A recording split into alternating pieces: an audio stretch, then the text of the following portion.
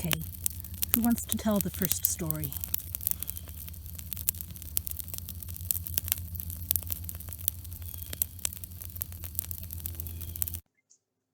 Anyone? Okay, well, I have some. Let's see here. Our friend Spin had a really creepy one. Now, nothing supernatural, but very, very spooky. I would have been pretty scared in this situation. So Spin and his stepdad went on their annual Northwoods trip. They decided to go further up the river than usual. It was nice to see. Unfortunately, the boat ran out of fuel before they could make it back. The sun was setting, and they used their air horns to get some boaters who were passing by to give them some fuel. It took a while, but they finally managed to find some people who helped them. But it was getting very dark, and there was no time to lose. Spin used his phone to navigate. They took a different route because it was the shorter one. The thing was, though it was a shortcut, it was full of weeds and roots and other things in the water. Things that could mess up the propeller if they weren't careful. But now it was pitch black. With their lights from the phone, Spin's eyes doing the best they could in the dark, the limited fuel, and all the luck and courage they could get, they drifted slowly through the water. Now, Spin's stepdad is quite fond of the North Woods, and he comes there for fishing and leisure often. It was one of the rare times that he was actually scared. In fact, even Spin was scared. So they crept through the narrow stream, navigating the best they could with Spin's phone, with spotty service on top of it. Out in the middle of nowhere, it's hard to get a signal. Spin could only use the raw layout of the lake itself. It was very dark by then. They also had to look out for those obstacles.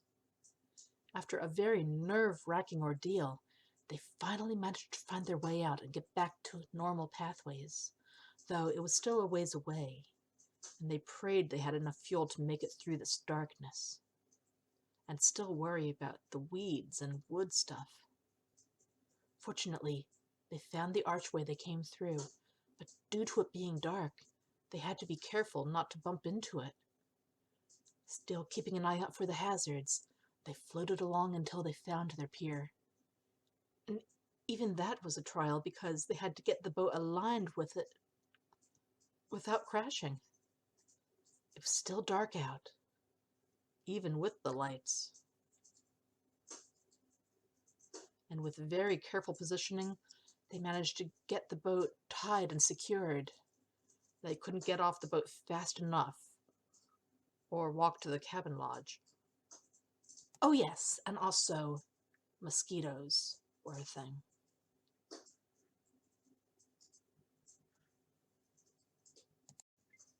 Well, that's not the one I remember Spin telling me.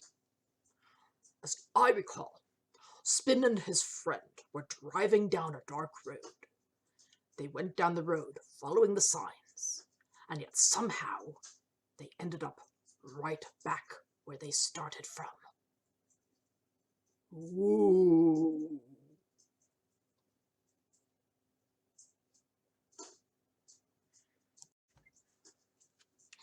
Well, one of our anonymous friends on the Tumblr account said that the scary thing that happened to them was one time a figurine fell off their shelf. When they went to pick it up, there was blood on it. They weren't bleeding at all, and they had no idea where that blood came from. That's pretty creepy.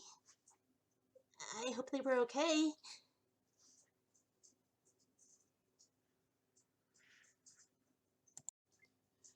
Here's one from another friend. They are pretty sure it was October because they were carving their pumpkins and telling stories on a college campus at night. In the main dorm common area. Late that night, around midnight or 1 a.m., the doors were locked, but the handicap door opened up as if someone had pushed the button and come in. But nothing came in and nothing went out. They did inform the head person who checked the door. And see, when you punched the handicap button, it would whirl, but the door would remain shut. That was a spooky moment.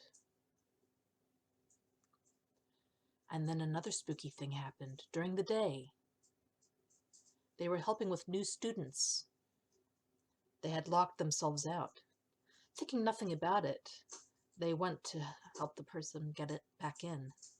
But the door wouldn't open. The key went in the mechanism and just went all around, but the door still was held, like it was locked. They threw their weight up against the door, but it wouldn't budge. They tried various ways, but nothing opened it. Finally, they went and explained what had happened. People were going to have to open it from the outside.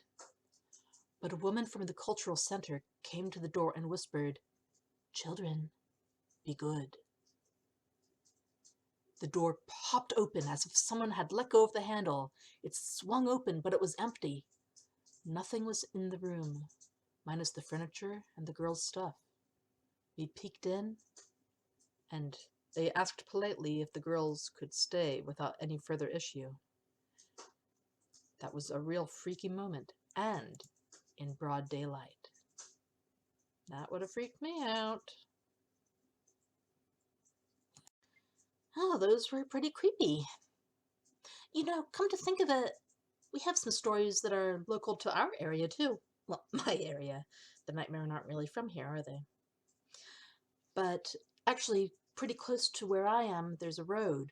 And on the side of that road, there's a very large boulder with a big split going down the middle of it. Long ways. And it's called Knitting Betty's Rock.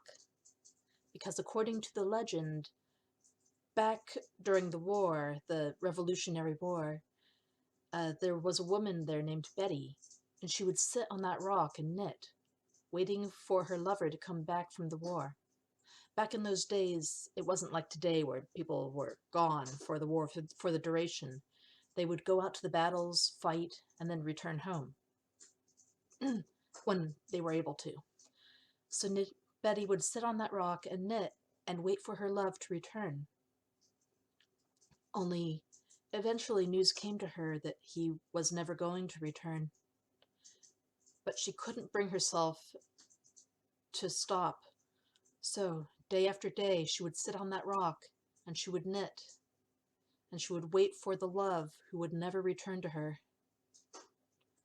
And as the legend goes, long after Betty's time had passed, people would pass by that rock and they would see the apparition of a woman sitting on that rock and knitting and waiting.